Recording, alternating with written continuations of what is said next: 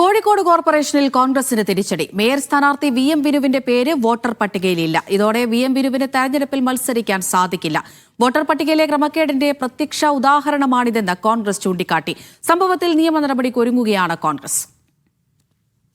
സംവിധായകൻ VM വിനുവിനെ കല്ലായി വാർഡിൽ നിന്നും മത്സരിപ്പിക്കാനായിരുന്നു കോൺഗ്രസ് തീരുമാനിച്ചത്. സ്ഥാനാർത്ഥി പ്രഖ്യാപനത്തിന് പിന്നാലെ ആദ്യഘട്ട പ്രചരണത്തിനും VM വിനു തുടക്കമിട്ടിരുന്നു.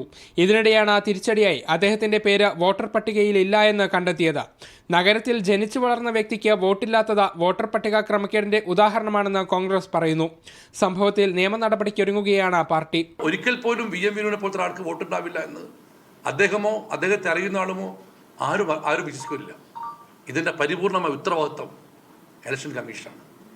അവിടുത്തെ BLO തൊട്ട് ജില്ലാ ഘടകം തുടങ്ങി സംസ്ഥാന ഇലക്ഷൻ കമ്മീഷൻ വരെ ഇതിൽ ഉത്തരവാദിയാണ്. ഇവിടെ ജനിച്ചു വളർന്ന തനിക്ക് ഓരോ തെരഞ്ഞെടുപ്പിനും വോട്ടുണ്ടോ എന്ന് പരിശോധിക്കേണ്ട ആവശ്യമില്ല എന്നും ഒടുവിൽ നടന്ന തദ്ദേശ തെരഞ്ഞെടുപ്പിൽ പോലും വോട്ട് ചെയ്തിരുന്നുവെന്നും VM വിനു പറയുന്നു.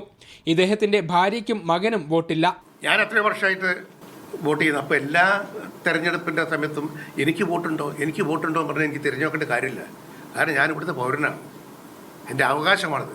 ജനാധിപത്യ രാജ്യത്ത് ജീവിക്കുന്ന എനിക്ക് വോട്ട് ചെയ്യാനുള്ള അവകാശം നിശ്ചയിക്കാൻ ആർക്കാണ് ഇവിടെ അവകാശം? ആർക്കാണ് ഇതിന്റെ അധികാരമുള്ളത്? സെപ്റ്റംബറിൽ പുറത്തിറക്കിയ കരട് വോട്ടർ പട്ടിക കോൺഗ്രസ് പരിശോധിച്ചിരുന്നില്ല. ജനിച്ചു വളർന്ന സ്ഥലത്തു നിന്നും ഒരിക്കൽ പോലും മാറാത്ത വ്യക്തിക്ക് വോട്ട് നഷ്ടമാകില്ല എന്നായിരുന്നു കോൺഗ്രസിന്റെ ഉറപ്പ്.